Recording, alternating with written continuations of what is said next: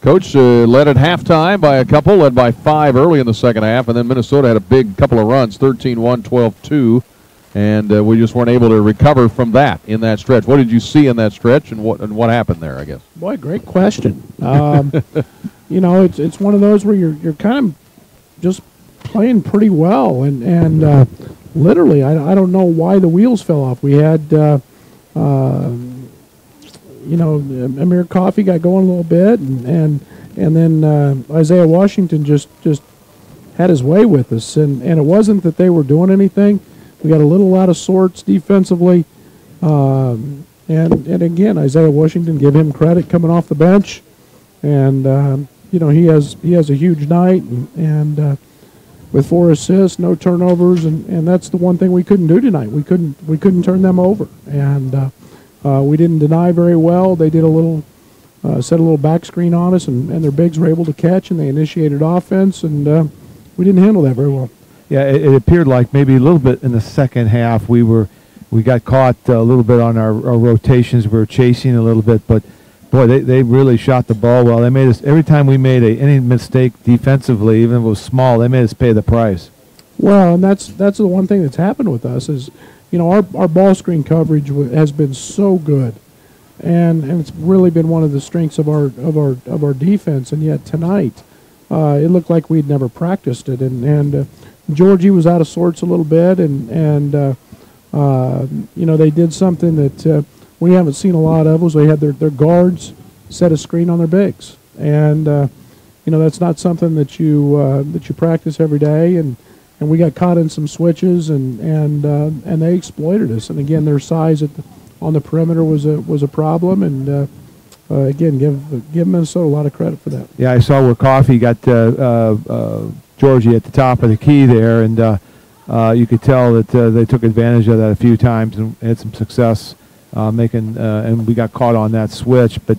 You know, I thought the first half we played well, don't you? Yeah, we were really good, and I mean it was not where we put on a clinic in execution. I thought we were solid, but we got the ball where we wanted. You know, we kept it in the right guy's hands.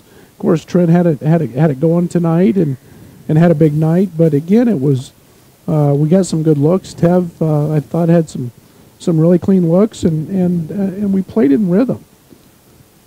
Started the second half that way, and then again we just kind of stopped, and it affected us defensively, and we couldn't get a stop at the other end, and it was a challenge. Yeah, and it was when the game, I mean, after they had their big run, the game was still, I don't know, 10 or 11, and we were talking about, hey, if we just get a couple of stops here, and you know, and then score once, then you've got it down to 2 or 3 possessions with, you know, 5 minutes to go, and we just never could quite get to that point after that. Yeah, we jumped and we played a little zone, and you know, they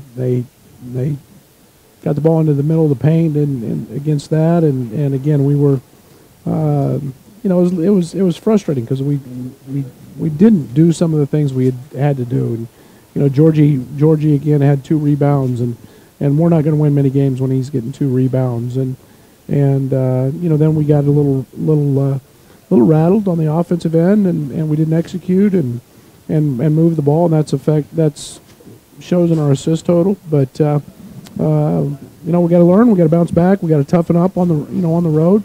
Home teams are always going to make the run, and when they do, we got to learn to withstand that. And I tried to let them play probably 1 or 2 possessions longer than maybe I should have, and call the timeout because I wanted to see if we could play through it, and you know, we've got to grow in that area. Yeah, you talked about it in the shoot around today that and Murphy, he played hard in the first half, but in the second half, boy, he came out of that locker room. He really set the tone for his team that first 4 or 5 minutes. He was really focused. Well, he's one of my favorite players in the league, and for a guy that their coaching staff says is an unbelievable human being, and he's obviously proven that he's second all time in the history of this league in rebounding.